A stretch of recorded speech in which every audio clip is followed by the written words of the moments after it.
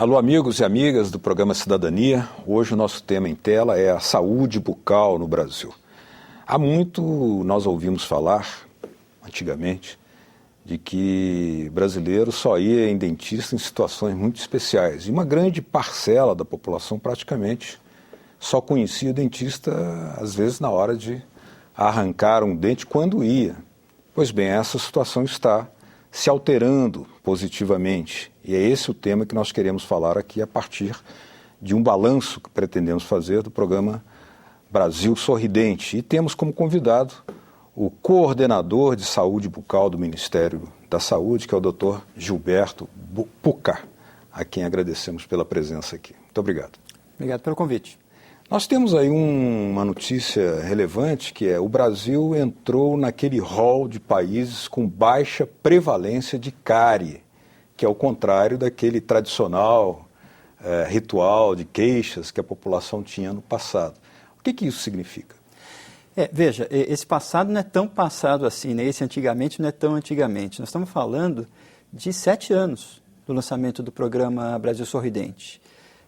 Nós temos que reconhecer que, infelizmente, o Brasil herda uma carência muito grande de saúde bucal para aquelas pessoas que não tinham dinheiro para pagar um dentista particular. Era profundamente injusto.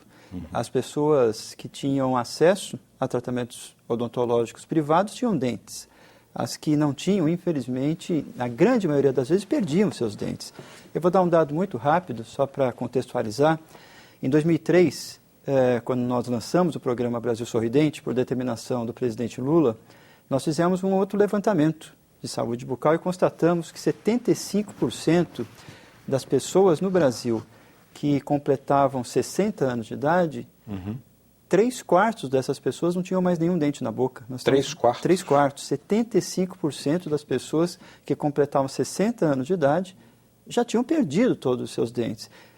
Todos sabem, mas é bom frisar, nós estamos falando em perder 32 dentes. Não estamos falando em perder 2, 3, 4, 5 ou mesmo 10 dentes. Quer dizer, o Brasil tinha um processo de mutilação em massa daquelas pessoas que não tinham acesso ao serviço odontológico particular, odontológico privado. O nome é esse, mutilação. Né? Eu acredito que sim, porque nós estamos falando de 75% das pessoas, não estamos falando da minoria das pessoas. Sem o equipamento essencial para... Sem dente para comer.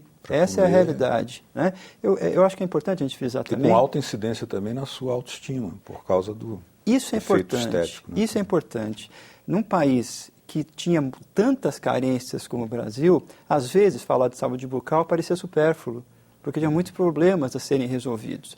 Mas se esquecia, ou se deixava secundarizado, que a saúde bucal é exatamente isso que você falou. Eu quero salientar 2 deles que me parecem principais. O primeiro é o problema biológico mesmo, da saúde. Quer dizer, quem não tem saúde bucal não tem saúde do corpo. Né? Qualquer pessoa que não seja profissional da saúde, dá para entender. Você tem uma infecção na boca, no mínimo saudável não é. Você está ingerindo aquilo sem tratamento. Né? Então aquilo tem que ser curado. E as pessoas não tinham como tratar, como curar. Com efeitos na má digestão. Com efeitos na má digestão, com efeitos na saúde, na sua condição sistêmica. Né? Outras doenças que poderiam acontecer como consequência desse processo de infecção na boca. Agora, eu queria pedir à nossa produção para colocar aí uma arte que exatamente faz a comparação do Brasil, nesse campo de saúde bucal, com os países da América Latina, né? Para que o senhor pudesse comentar, por favor. Aí está na tela, né? O Brasil está apenas atrás do Chile, né? Como é que se deu essa inversão? Como é que está se dando? O que pode ser dito nessa comparação? A boa notícia é que, segundo a própria Organização Mundial de Saúde, eu acho que essa é uma data histórica para o Brasil, para a saúde pública brasileira, é que o Brasil deixa de ser uma vergonha internacional com relação à saúde bucal. Né? Nós, infelizmente, éramos conhecidos como o país dos desdentados. Né? E passamos agora a fazer parte dos países com baixa prevalência de cárie. Né? Ou seja, nós estamos agora entrando no patamar dos países que já estão mais avançados com relação à saúde bucal e à promoção à saúde bucal. O que qualifica essa situação, esse rótulo de baixa prevalência? Quais são os números que permitem afirmar isso? São vários indicadores, mas nós vamos citar só o principal, que é o tal do índice CPOD, que é o índice que é calculado somando-se os cariados, dentes cariados, perdidos e obturados. Isso dá um resultado e a Organização Mundial de Saúde aceita que o país, para ser considerado baixa prevalência de cárie, tem até 2,6 desse índice. O Brasil agora, com esse levantamento que nós acabamos de finalizar, tem 2,1, quer dizer, está abaixo desse índice preconizado pela Organização Mundial de Saúde. Então, no máximo seria 2,6. Isso, né? Então nós com segurança podemos afirmar que nós estamos agora no patamar de países com baixa prevalência de cárie. Em relação aos dentes perdidos? Nós diminuímos muito. Né? Por exemplo, quando nós lançamos o Brasil Sorridente, em 2004, uma das metas principais era conseguir levar a prótese para os adolescentes, porque nós tínhamos um contingente grande de adolescentes que precisavam de prótese. Né? Já adolescentes precisavam de prótese. Né? E com 7 anos agora do programa, o Brasil Sorridente, o presidente Lula lançou em março de 2004, nós praticamente zeramos a necessidade de prótese em adolescentes. Né? É importante citar, como você mesmo disse, a saúde bucal no que se refere à autoestima. Né? Quer dizer, se você, além da saúde geral, se você não tem saúde bucal, você não pode sorrir, você não pode se relacionar, você tem vergonha de si mesmo. Né? E até que ponto você não ter autoestima impacta a qualidade de vida dessas pessoas. Né? Imagina com um adolescente que não tem como tratar os dentes, como não tem, às vezes, como colocar a prótese, se sente perante o seu semelhante, perante a sociedade, num país com mercado de trabalho competitivo como o brasileiro, até que ponto não ter dentes ou não ter dentes saudáveis não é fator limitante no ingresso no mercado de trabalho. Né? Quer dizer, a saúde bucal acho que tem esse ponto que me parece estratégico. A terceira condição, porque nós temos cariados, e obturados, perdidos e obturados. Os dentes obturados. Dentes obturados são aqueles dentes, claro, que já foram restaurados. Para o dente ser restaurado, ele precisa ter passado num dentista. Né? Nós tínhamos uma carência muito grande, só para você ter uma ideia também da noção desse problema no Brasil. Nós tínhamos quase 28 milhões de pessoas no Brasil que nunca tinham sentado na cadeira de um dentista uma vez na vida. Todos nós sabemos que um tratamento odontológico, muitas das vezes, não se resolve numa consulta odontológica. Quase uma população da Venezuela ou da Argentina. De vários países dentro do Brasil que nunca tinham visto dentista, não conhecia o dentista, só dentro de consultório, dentro de consultório, público ou privado. Só tinham visto dentista na televisão, na praia, no ônibus, mas não tinha visto dentista em consultório. Eram 28 milhões de pessoas. O PNAD do IBGE, também que publicou seus resultados no final do ano passado, demonstrou que o Brasil Sorridente incorporou 17 milhões de pessoas que nunca tinham tido uma consulta odontológica e passaram a ter. Né? Quer dizer, é um indicador importantíssimo de impacto da melhoria da qualidade de saúde e, consequentemente, da saúde bucal. Doutor Pucá, a gente tem aí a necessidade de dar uma explicação estrutural sobre o Brasil Sorridente, porque isso tem implicações orçamentárias, investimentos que são feitos, muitas vezes não são considerados como peças decisivas para se chegar a esses resultados. Eu peço até a nossa produção que coloque aí uma nova arte sobre a ampliação dos investimentos nesse período que o senhor citava, para que o senhor mesmo nos comente, por gentileza. Aí está. São de 2002, o período compreendido é 2002 a 2010, né? Embora o Brasil Sorridente tenha sido lançado em 2003, 2004. Iniciado em 2004, Isso. Né? Era um volume de 56 milhões, agora 600 milhões no último ano. Isso. Isso significou, porque aí nós temos o orçamento da saúde, uma série de rubricas que têm que ser consideradas. Né? Isso. Esse orçamento que se refere é o orçamento agora que está sendo executado, gasto, dentro das ações de saúde bucal. Né? Então, significa dizer que o Ministério da Saúde, o governo federal, quase que multiplicou por 10 o que era investido em saúde bucal. Até 2003, como vocês viram, se gastou no custeio e na implantação das equipes de saúde bucal na estratégia de saúde da família 56 milhões de reais. Né? Agora nós temos, além das equipes, que eram 4 mil, hoje já são 20 mil, nós temos uma frente que é estratégica, que é a fluoretação de água do abastecimento público, só para o telespectador ter noção do que isso significa. Cidades que têm água clorada, portanto tratada, e que têm água fluoretada, podem diminuir pela metade a incidência de cárie dentária. Né? E não só aquela pessoa que está tomando água da torneira, porque às vezes as pessoas não tomam água da torneira tratada, tomam água mineral ou usam de qualquer outro meio. Aquela pessoa que cozinha com a água com flúor e se alimenta desta água está sendo beneficiado. Né? Quer dizer, é uma medida democrática que atinge as pessoas que têm acesso à água tratada. Então, o Ministério da Saúde está fluoretando a água do abastecimento público. Nós estamos, só para a gente ter noção do tamanho dessa história, nós vivemos um país continental e os nossos números, portanto, são continentais. A cada dia, nós estamos fazendo chegar água com flúor a 15 mil novas pessoas. Não existe país no mundo que esteja fazendo fluoretação de água do abastecimento público na velocidade que o Brasil está. Né? Quer dizer, são medidas que fazem com que a prevenção da cárie dentária e as ações de promoção da saúde tenham eficácia. E claro que isso depende de orçamento. Né? Então, o Ministério da Saúde multiplicou por 10 esse orçamento para que essas ações pudessem ser desenvolvidas. Implica também, ao discutirmos o orçamento, em falar sobre o contingente de pessoal habilitado, odontólogos e assessorias para esse trabalho. Isso aí, quais são os números que o senhor pode nos oferecer? Olha, esse é um outro aspecto que nós consideramos estratégico. Hoje, o grande empregador de profissionais de saúde bucal, considerando-se dentistas, técnicos de saúde bucal, auxiliares de saúde bucal, que são profissionais que compõem a equipe de saúde bucal, e agora, com o lançamento dos laboratórios regionais de prótese dentária, que também não existiam, financiados pelo... Os técnicos em prótese. Os técnicos de prótese, protéticos. Hoje, o grande empregador é o SUS, é o Sistema Único de Saúde. Nós saímos antes, quando lançamos o programa Brasil Sorridente, nós tínhamos quase 40 mil profissionais de saúde bucal com algum tipo de vínculo no SUS. Hoje nós conseguimos já levar quase 60 mil, né? Quase que dobrou o número de profissionais de saúde bucal em 7 anos. Né? Por falar no contingente de profissionais de odontologia, né?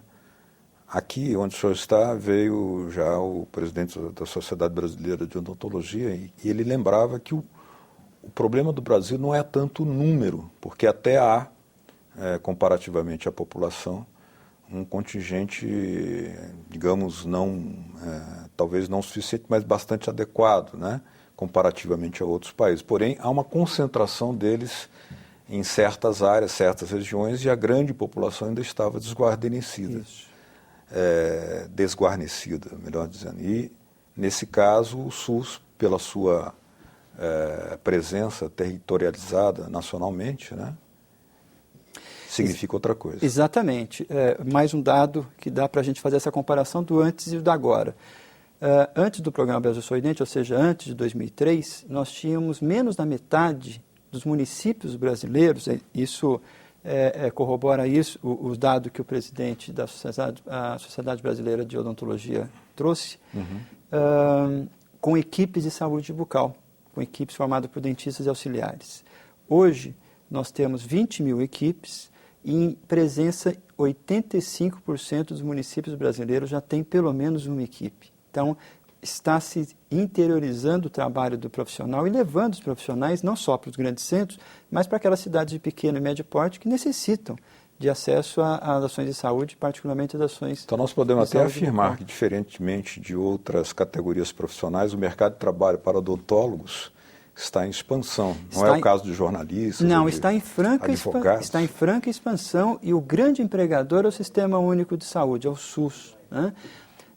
Nós, inclusive, estamos inovando em algumas outras áreas. Antes, o Brasil praticamente só ofertava tratamentos odontológicos de atenção básica. Restaurações, às vezes, uma exodontia, uma extração, profilaxia. Hoje, nós estamos já montando, desde o lançamento do Brasil Sorridente, CELS, que são Centros de Especialidades Odontológicas. Tratamento de canal, periodontia.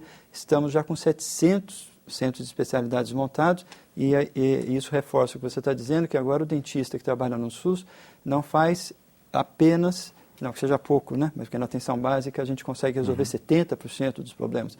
Para o que era antes. Mas era nós estamos nada, falando de agora tratamentos odontológicos especializados, que antes também só podia fazer quem tinha dinheiro para pagar um dentista particular. Aliás, eu queria até pedir à nossa produção para apresentar aí uma nova arte que fala exatamente daquilo que era um dilema, porque para a população que não podia ter acesso nenhum ao tratamento dentário, o SUS aparecia como algo que talvez pudesse oferecer uma resposta, mas não oferecia. Mas houve uma evolução estatística também dentro do fornecimento desse serviço dentro do SUS, né? Houve uma modificação significante. Aí a arte, vamos pedir que nos coloque, aí está. São balanço de ações 2002 a 57%. Isso, nós saímos de 86 milhões de procedimentos e fomos para 147 milhões de procedimentos odontológicos realizados no SUS, né? Isso demonstra... É gratuito. Totalmente gratuito. Isso demonstra que as pessoas agora começaram a ter acesso às ações de saúde bucal no SUS.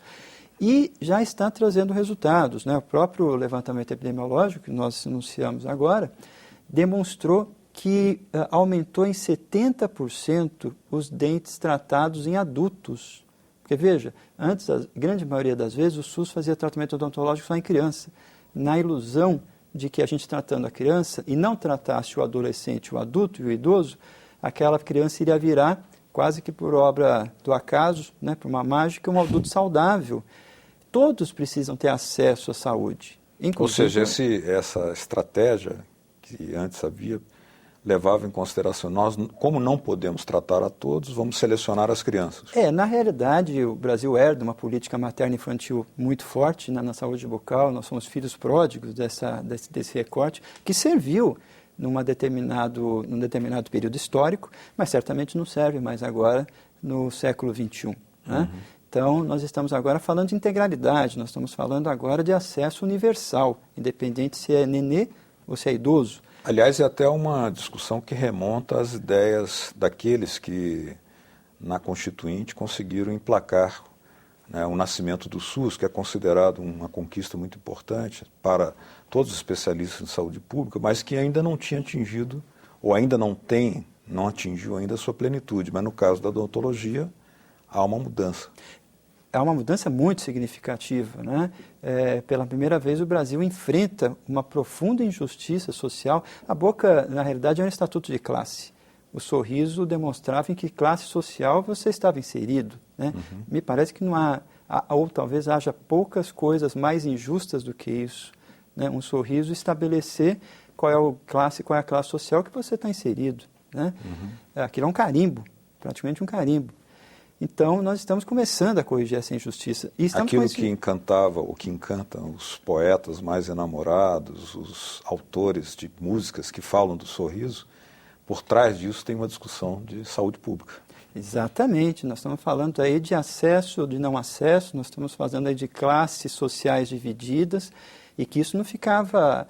Vejam, eu quero, acho que também colocar um aspecto que me parece importante.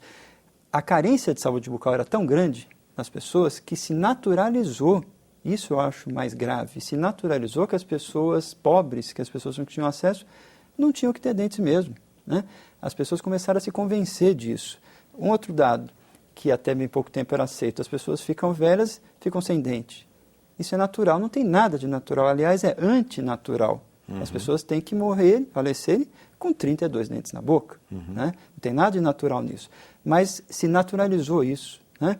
E pior, se achava que as pessoas não tinham a saúde bucal porque elas não queriam. Você deve ter ouvido isso, o telespectador já deve ter ouvido isso, que as pessoas não tinham saúde bucal porque não iam do dentista, né? Porque eram porcas, porque não Como se fosse uma opção. Porque era no exatamente mínimo, a falta de opção. Exatamente, nós estamos falando de pessoas que não conseguiam chegar a serviço odontológico. Ou seja, se saúde bucal é saúde, ela tem que ser acessível a todos. Senão ela não é saúde, pode ser outra coisa. E a gente está tentando fazer com que a saúde bucal seja vista e reconhecida como saúde. E um outro aspecto que eu acho que é importante, que você citou, é o SUS enquanto reforma do Estado brasileiro. Né? Nós estamos falando da maior reforma que o Brasil passou em termos de inclusão social e que muitas das vezes as pessoas não dão valor, né? Porque isso custa. Isso vem de recursos da sociedade. Isso é uma opção que o Brasil fez para a gente ter uma saúde que fosse acessível a 100% das Ou seja, pessoas. isso vem da arrecadação. Vem da arrecadação. Então o Brasil precisa pensar em como arrecadar, né? E imposto não é apenas uma coisa ruim, aquilo tem que sair e tem que ser utilizado para servir em benefício da sociedade. E o Sistema Único de Saúde é um exemplo de algo que é bem sucedido, tem resultados a mostrar. E é um instrumento, é uma ferramenta poderosa de resgate de dignidade. Por determinação do ministro Padilha, a saúde, junto com outros ministérios, vai entrar como um foco principal no combate à miséria. Eu queria agradecer ao Dr. Gilberto Pucca, que é o coordenador do Programa de Saúde Bucal do Ministério da Saúde, pela participação aqui no programa Cidadania, pelas explicações sobre esse programa que tem alta relevância para a população brasileira. Muito obrigado. Eu que agradeço e coloco o Ministério da Saúde à disposição. Obrigado mesmo. A vocês de casa que nos acompanharam, nosso muito obrigado. Caso queiram entrar em contato com a nossa produção para apresentarem sugestões, dicas ou críticas ao nosso trabalho, por que não? Veja aí na tela, www.senado.gov.br/TV. Obrigado mesmo pela sua audiência. Até o próximo Cidadania. Tchau.